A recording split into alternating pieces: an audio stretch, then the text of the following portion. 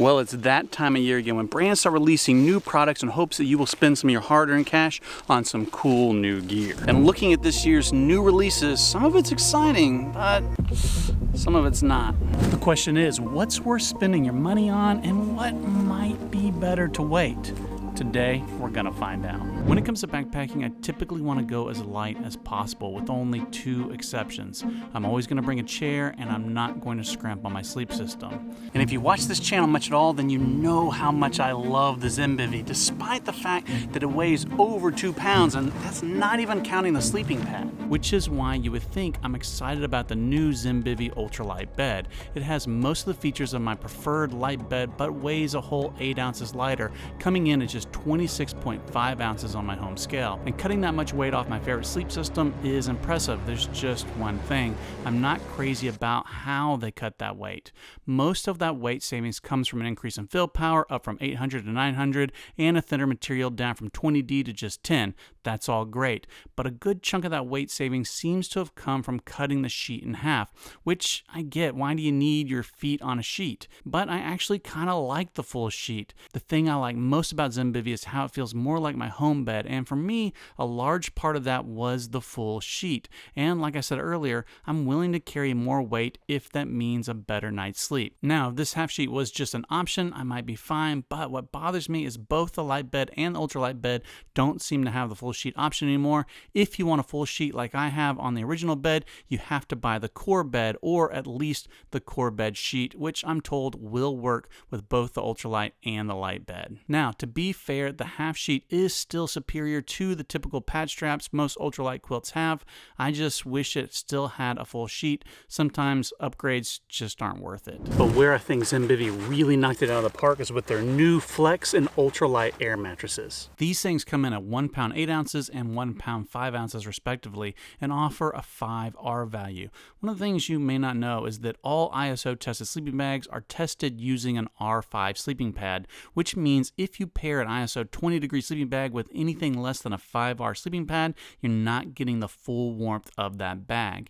The fact that Zenbivy has tried to match their pads to the ISO testing protocol is cool, even though the last time I spoke with them, they don't even get their own quilts ISO certified, so it seems strange to put that much emphasis on ISO matching when you're not even going to certify your own quilts. But the best thing about these sleeping pads is this deep, dimpled construction. In my experience, quilted mattresses like this tend to be the most comfortable, and the deeper the quilted baffles, the better for one main reason.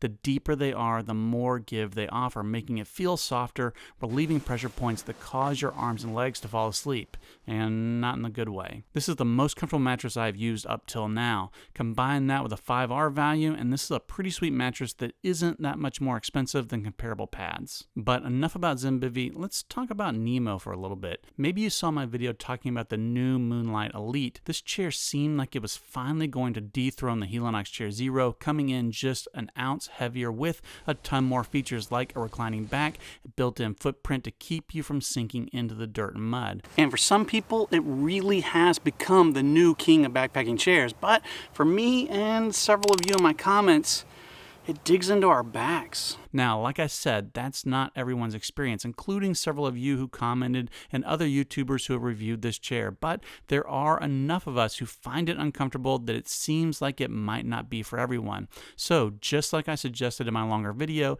if you get it, buy it from REI, and if it's not comfortable, just take it back. And just like Zenbivy, that's not the only new gear Nemo has put out. They came out with 3 new tensor sleeping pads, the Trail, the All Season, and the new Extreme Condition sleeping pad. Now, I haven't used the Trail personally, so I won't mention it here, but the new All Season has an increased R value from 4.3 up to 5.4 without adding any weight, staying at just 22 ounces for the wide pad.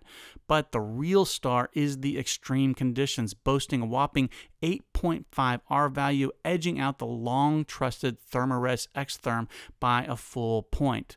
The old insulated tensor was my go-to pad for a long time, and these have the same semi-quilted construction just like the old pads, but with better stats. They aren't as comfortable or as cheap as the new Zenbivy mattress, but they really are solid pads that have come to compete. This is something I've always wanted to know. How much warmth does one of these add to your sleeping bag? This is the new Reactor Extreme sleeping bag liner from Sea to Summit, who is sponsoring this video. And this is their new Spark Pro 30-degree sleeping bag. So what I'm gonna do is I'm gonna throw the Spark Pro along with Fred, my home-built thermal mannequin, using a heating pad, a thermostat, and a power meter. I'm gonna leave Fred in there for an hour with just the Spark Pro sleeping bag and see how much energy it takes to maintain temperature.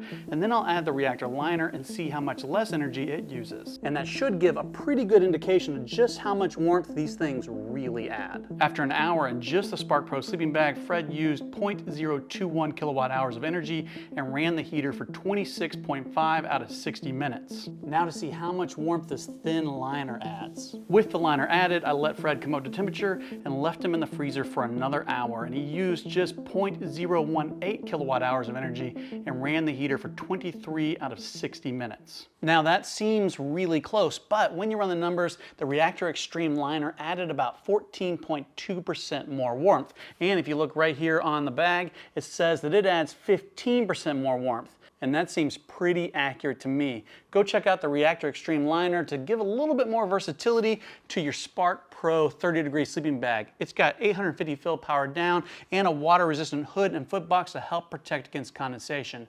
Check it out at sea2summit.com or through the links in the description. Now that fulfills all my requirements for the Sea to Summit sponsored spot, but since we're talking about new gear, I'll go ahead and mention this cool folding coffee pour over and the silicone cookware set. What's cool is that everything in this set is collapsible. So you have this neat little kettle that has a metal bottom to withstand direct flame and high heat silicone side that can also withstand the heat, just not direct flame. So make sure the flames don't lick up the sides. You may have noticed I use a very similar collapsible mug from Sea to Summit as my lid to my titanium pot. I love how it's perfect to fit pretty much all titanium pots. These cups won't serve as a lid to your pot, but they do fit neatly inside the kettle. Now, I probably wouldn't take this backpacking, but I do think it would be cool for a car camping trip. Okay, now the last thing I want to talk about is the updated Zpacks Plex Solo. You may remember a couple years ago when the Plex Solo was released as the lightest fully enclosed tent in the world. Well, Zpacks did it again and made the lightest tent even lighter, coming in at amazing 12.5 ounces on my home scale. Not quite as light as advertised at 11.8 ounces, but still pretty impressive for a fully enclosed tent. Now when they first released this, I got really excited and immediately messaged them and asked when I could get one, but as I was thinking about what I'm going to tell you about it, I started thinking it's only 1 ounce lighter. My last Plex Solo was 13.7 ounces. This one is just 12.5.